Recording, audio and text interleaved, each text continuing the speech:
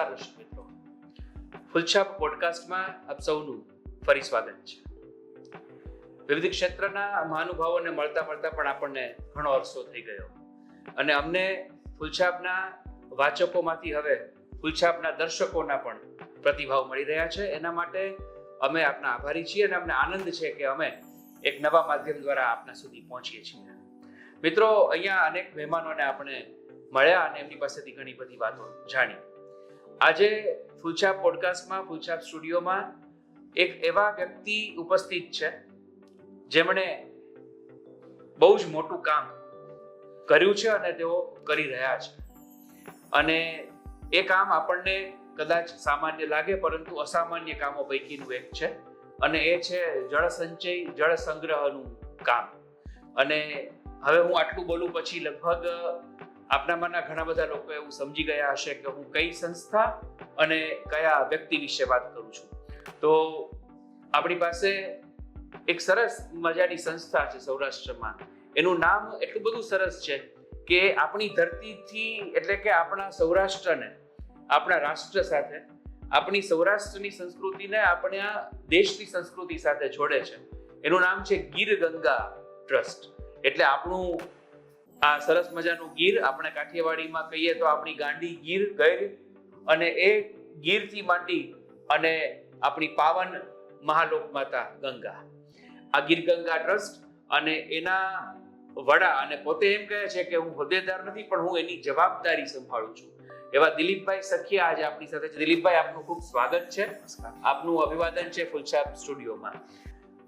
મિત્રો, આપણે દિલીપભાઈ પાસેથી એ જાણીએ કે આ ગીર ગંગા ટ્રસ્ટ એ શું છે, એની શું પ્રવૃત્તિ છે, કેવા પ્રકલ્પ લઈને ચાલે છે અને અત્યારે શું કરી રહ્યા છે. નમસ્કાર. પાણી જે કોઈ બનાવી નથી શકતું અને પાણી વિના કોઈ કામ થઈ નથી શકતું. વિશ્વનો ઉત્તમમાં ઉત્તમ કોઈ ફોડ હોય ને તો એ વરસાદનું પાણી છે. આવું કિંમતી અને અમૂલ્ય વસ્તુ ઈશ્વર આપની ઘરે દેવા આવે અને આપણે એને સાચવી નથી શકતા, એનો સંગ્રહ નથી કરી શકતા, અને પછી આપણે એ અમૂલ્ય વસ્તુ બહારથી મગાવવી પડે છે. આ સમગ્ર સૃષ્ટિનું કોઈ મહત્વનું કાર્ય હોય ને તો એ પાણી છે. 99% કોઈ જળ હોય ને તો માત્ર ને માત્ર પાણી છે. આ પાણી આપણે જે વિસ્તાર છે, આપણો સૌરાષ્ટ્રનો વિસ્તાર જે પથાર અને ડુંગરાળ છે, નજીકમાં 1200 કિલોમીટરનો દરિયો છે, ખૂબ વરસાદ પડે છે, 30, 40, 50 એવરેજ વરસાદ પડે છે, પરંતુ ભૌગોલિક રચના આવી હોવાના હિસાબે 80 થી 90% પાણી દરિયામાં વહી જાય છે. અને આખું સૌરાષ્ટ્ર અત્યારે ભાડાના મકાનમાં રહે છે. જો નર્મદા ઉપર આખું સૌરાષ્ટ્ર નિર્ભર છે.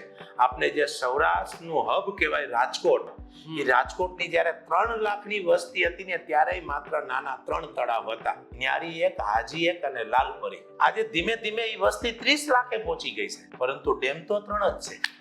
તો આ બધાને પાણી તો જોશે જ. જો નર્મદાનું પાણી નો આવે ને તો સૌરાષ્ટ્રની હાલત દયનીય થઈ જાય. સૌરાષ્ટ્રના ખેડૂતોની ટોટલ ઇન્કમના 25% રૂપિયા ખેડૂતો પાણી ગોતવામાં નાખી રહ્યા છે. કોઈ ઊંડો બોર કરશે, કોઈ ઊંડો કૂવો કરશે, કોઈ આડો બોર કરશે, કોઈ વાથી પાઇપલાઇન, મોટી મોટર, એનાથી મોટી મોટર. જનરલ ખેડૂતો પાણી ગોતવામાં એનો સમય અને પૈસો વાપરી રહ્યા છે. હવે આપણે જે વરસાદ પડે છે, આપણે કેટલા બુદ્ધિશાળી છે. અહીંયા જે વરસાદ પડે છે એ પાણી આપણે દરિયામાં જવા દેશે, અને મધ્યપ્રદેશમાં વરસાદ પડે છે એ પાણી આપણે ઘરમાં માણીશું. તો આપણે આપણું પાણી કેમ ન બચાવી શકીએ? બસ અમારા ગીર ગંગા પરિવારનો એક જ ધ્યેય છે કે વરસાદનું એક પણ ટીપું પાણી દરિયામાં નથી જવા દેવું. એના માટે અમે લોકોને ખૂબ સમજાવવાનો પ્રયત્ન કરી રહ્યા છે. મિત્ર, હું જોઈ તો એક સામાન્ય ખેડૂતનો દીકરો છું, 10 ચોપડી ભણેલ છું. મારી પાસે ગીરની 200 ગાયો છે. છેલ્લા 12 વર્ષથી આ રાજકોટમાં ડોર ટુ ડોર હું મારી ગાયનું દૂધ સપ્લાય કરું છું. આ મારી રોજી રોટી છે. ગાય માતા મને નભાવી રહી છે. પરંતુ એમાંથી મને એક શીખવા મળ્યું છે કે જે વર્ષે વરસાદ સારો, એ વખતે મને ગાયનો ચારો મફત મળી જાય. આજુબાજુના ખેડૂતો એમ કે દિલીપભાઈ જલ્દી લઈ જાઓ, અમારે બીજું વાવેતર કરવું છે. અને જે વર્ષે વરસાદ ન હોય ને એ વર્ષે એ જ ખેડૂતો એમ કહેશે કે અમારા વીઘાના 4-5 હજાર રૂપિયા લેવા જોઈએ. તો મને મેસેજ મળ્યો, જો પાણી છે તો પશુ ગાયોને ખોરાક મળે છે, પાણી છે તો પંખીને ચણ મળે છે, પાણી છે તો માણસને રોજગારી મળે છે, સારું અનાજ પેદા થાય છે, આમ કહેવાય ને કે શુદ્ધ શાકભાજી મળે છે. અને એના કરતા અગત્યનું કોઈ કામ હોય તો તે છે શુદ્ધ પાણી. અત્યારે જેટલા પણ રોગ થાય છે ને એના 50% રોગ થવાનું માત્ર કારણ હોય ને તો એ પાણી છે. પરંતુ જે ઘરમાં વરસાદી પાણી પીવાતું હશે ને એ ઘરના 90% રોગ બારોબાર. તો દિલીપભાઈ, જે ગીર ગંગા ટ્રસ્ટ છે ને ગીર ગંગા પરિવાર છે એના દ્વારા અત્યાર સુધીમાં કેટલા ચેક ડેમ બંધાયા હશે, અથવા તો એ પાણી સંગ્રહ માટે જે કંઈ પણ પ્રવૃત્તિ કરવામાં આવી એની થોડીક સંખ્યાત્મક આંકડાકીય બાબતો આપ કહો, અને શું લક્ષ્ય છે, કેટલું આગળ વધવું છે અને કેટલા વિસ્તારને આપણે લોકો કવર કરી રહ્યા છીએ? વાત થઈ કે હું ખેડૂતના દીકરા સાથે સાથે રાજકોટ જિલ્લા કિસાન સંઘનો પ્રમુખ હતો, એટલે એને કે ખેડૂતનો આગેવાન કર્યો. 4 વર્ષ ખૂબ મહેનત કરી, ખૂબ આંદોલન પણ કર્યા.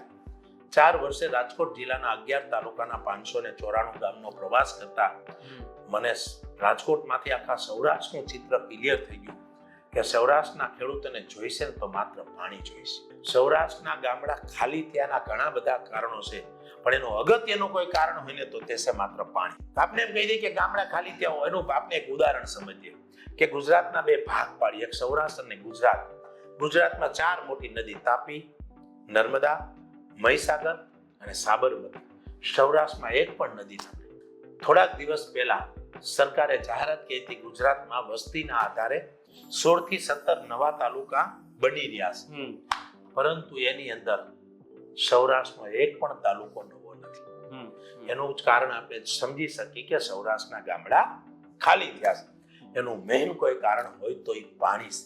ખૂબ આ ગંભીર વિષયને સમજાતા અમારી સંસ્થા ગીર ગંગા પરિવારે એક નક્કી કર્યું કે દાતાઓના સહયોગથી આપણે કેમ ડેમ ન બનાવી શકીએ.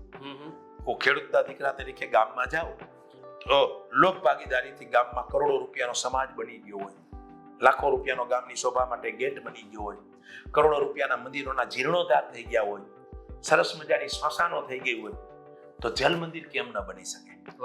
એટલે અમે લોકોને સમજાવતા ગયા, પરંતુ લોકોની એક માનસિકતા હતી. જે તે સમયે હું નાનો હતો ત્યારે સ્વાધ્યાય પરિવારથી જોડાયેલો હતો.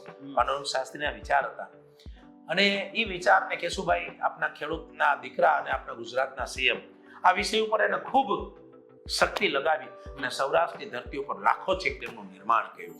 ત્યાર પછી આપનામાં થોડીક સધરતા આવી અને સધરતાનો આપણે સ્વાર્થીપણાનો દુરુપયોગ કરી અને જમીનને વિધવા માંડ્યા.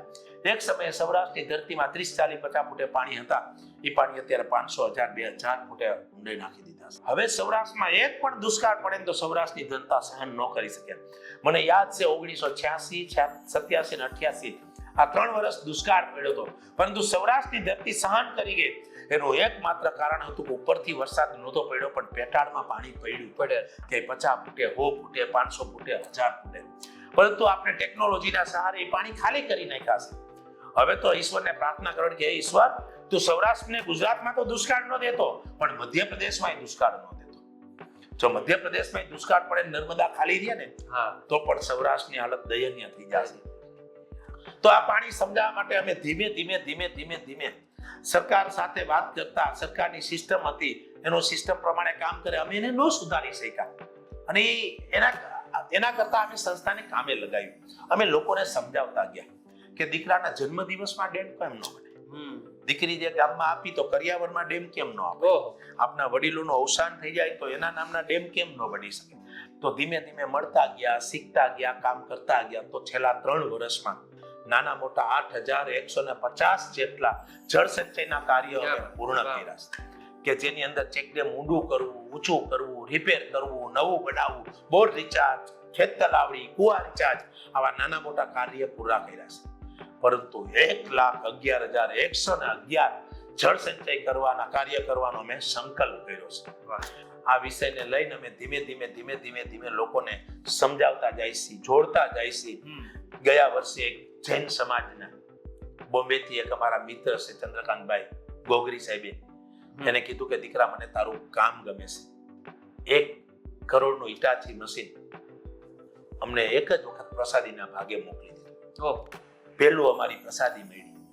ત્યાર પછી તો નાના મોટા અમારી પાસે 17 યાની કે અત્યારે 18 ઈટાચી મશીન થઈ ગયા છે. અમે ગામડામાં પીપીપી મોડેલથી ખૂબ સરસ રીતે કામ કરવાનો પ્રયત્ન કરીશું. ગામમાં મીટિંગ કરીશું, ગામને જોડવાનો પ્રયત્ન કરીશું કે ચલો કે સંસ્થા તમને મશીન આપશે, તમે પણ ડીઝલની વ્યવસ્થા કરો. અને લોક ભાગીદારીથી ગયા ઉનાળામાં નાના મોટા 68 જગ્યાએ કામ ચાલુ હતા. આ વર્ષે અમારો સંકલ્પ છે કે ક્યારે 200-300 જગ્યાએ કામ કેમ કરી શકીએ છીએ. આ કાર્યની નોંધ સરકારે પણ ક્યાંક ને ક્યાંક લીધી. ગયા વર્ષમાં જોઈ તો પહેલી એવી એનજીઓ હશે કે અમારા કાર્યની લોકસભામાં ચર્ચા થઈ કે ગીર ગંગા ખૂબ સારું કાર્ય કરે. હા, બરાબર છે. તો હા દિલીપભાઈ, જે હવે મારે વાત કરવી છે, આપને પ્રશ્ન પૂછવો છે, અને દર્શકોને પણ ખ્યાલ છે કે રાજકોટમાં અને રાજકોટની આસપાસના વિસ્તારમાં હમણાં બોર્ડ લાગ્યા છે જળ કથા. આપણે ત્યાં રામ કથા હોય, ભાગવત કથા હોય, આવી કથા તો આપણી ધાર્મિક પરંપરા છે. પણ મિત્રો, આ જળ કથા આજના આ સંવાદનો આમ તો મુખ્ય હેતુ જ એ છે, પણ મારે આપને જળ કથા તરફ લઈ જવા એ પહેલા ગીરગંગાથી થોડા પરિચિત કરાવવા હતા. અને એ પણ જે જવાબદારી સંભાળી રહ્યા છે, જે ગીરગંગાનું નેતૃત્વ લઈને ચાલી રહ્યા છે, એવા જ દિલીપભાઈ સખિયાના મુખે મારે આ વાત કેવડાવી હતી. તો હવે પછીનો મારો પ્રશ્ન એ છે દિલીપભાઈને કે આ જળ કથાનું આયોજન શું છે? જળ કથા રાજકોટમાં થવા જઈ રહી છે. એ કદાચ રાજકોટના ઇતિહાસમાં આ ઘટના એવી પહેલી છે. અહીંયા હનુમાન ચાલીસાની યુવા કથા થઈ છે. મોરારી બાપુ કે રમેશભાઈ ઓઝા પણ અહીંયા કથા કરી ગયા છે.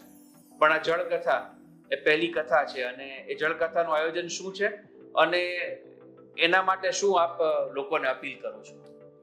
ખૂબ સરસ વાત છે. મેં કીધું ને કે જ્યારે ચેકડેમની વાત થાય તો લોકોની માનસિકતા હતી કે આ કામ સરકાર કરશે. તો લોકોની માનસિકતા જ અમારે બદલવાની હતી કે આ કામ લોકોનું છે, લોકો કરવા છે. જ્યાં લગી લોક ભાગીદારીથી કાર્ય નહીં થાય ને પહેલા કાર્ય સારું નહીં થાય. તો આ વિષયને સમજાવવો કઈ રીતે? લોકોને જોડવા છે. ગામડાઓની અંદર જાય તો બધાયને પાણીની જરૂર છે. પશુ પંખીથી માંડીને દરેક લોકોને પાણીમાં કોઈ 1 લાખ રૂપિયા વાપરે ને એટલે રાષ્ટ્રને 1 કરોડનો ફાયદો છે. આનાથી મોટો કોઈ ધર્મ નથી અને આનાથી મોટું કોઈ કાર્ય નથી. તો લોકોને આ સમજાવવું છે. તો કઈ રીતે સમજાવવું? અમે માઇક્રો રીતે નાના ગામમાં મીટિંગ કરી અને ધીમે ધીમે આ કાર્યને ગતિ આપી રહ્યા હતા. પરંતુ છેવાડાના વ્યક્તિ લગી વિદેશની અંદર કોઈ ગુજરાતી કે સૌરાષ્ટ્રનો વ્યક્તિ હોય ને તો એને ખબર પડી જોઈએ કે મારી સૌરાષ્ટ્રની ધરતીમાં પાણી માટે હું શું કરી શકું અને આ મારું કાર્ય છે, મારે આ કાર્યમાં કંઈક કરવું જોઈએ એવી ભાવના પેદા થાય.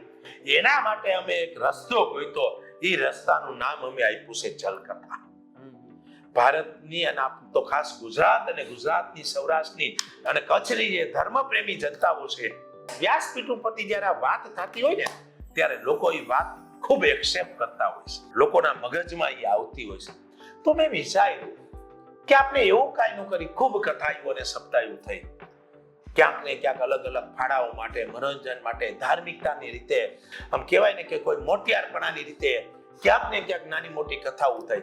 તો પછી મેં વિચાર્યું કે હવે કથા જ કરી તો પ્રકૃતિની કથા કેમ ન થઈ? જ્યારે ધરતી બની ને ત્યારે આપણે પ્રકૃતિની પૂજા કરતા હતા, સૂર્યદેવની પૂજા કરતા હતા, ધરતી માતાની પૂજા કરતા હતા, અગ્નિદેવની પૂજા કરતા હતા, વરુણ દેવની પૂજા કરતા હતા. ધીમે ધીમે વસ્તીઓ વધારવા માંડ્યા અને અમુક સમયે અમુક મહાપુરુષો અવતાર લેવા માંડ્યા. પણ એ મહાપુરુષોએ સમાજમાં ખૂબ સારા કામ કર્યા એટલે ધીમે ધીમે પ્રજાઓ એને ભગવાન તરીકે પૂજવા માંડ્યા. એટલે લોકો પ્રકૃતિથી થોડા દૂર ગયા. પરંતુ પ્રકૃતિ નજીક જવા માટે કોઈ મને એક રસ્તો દેખાણો તો એ દેખાણો મને છલક. હા, અને આપણા જે શાસ્ત્રો છે, આપણી પરંપરા, સપોઝ એમ કે આપણે વાત કરીએ તો ગંગાજીનું અવતરણ પણ રઘુવંશના રાજા ભગીરથે અહીંયા કરાવ્યું. અને ભીષ્મ છે તો ભીષ્મ ગંગા પુત્ર છે. આપણે ત્યાં જય જય મહારાણી યમુના એવું કહેવાય છે. એટલે આપણે જેમ વાત કરીએ નદીઓની પણ આપણે તો પૂજા કરી છે. અને પર્વતો છે, આપણે ગીરમાં તો પર્વતના પણ આપણે લગ્ન કરાવીએ છીએ. એટલે આપણી પ્રકૃતિને પરમેશ્વર માનવાની આપણી બહુ જૂની પરંપરા છે. ને એમાં મારા ખ્યાલથી આપ ઉમેરણ કરી રહ્યા છો.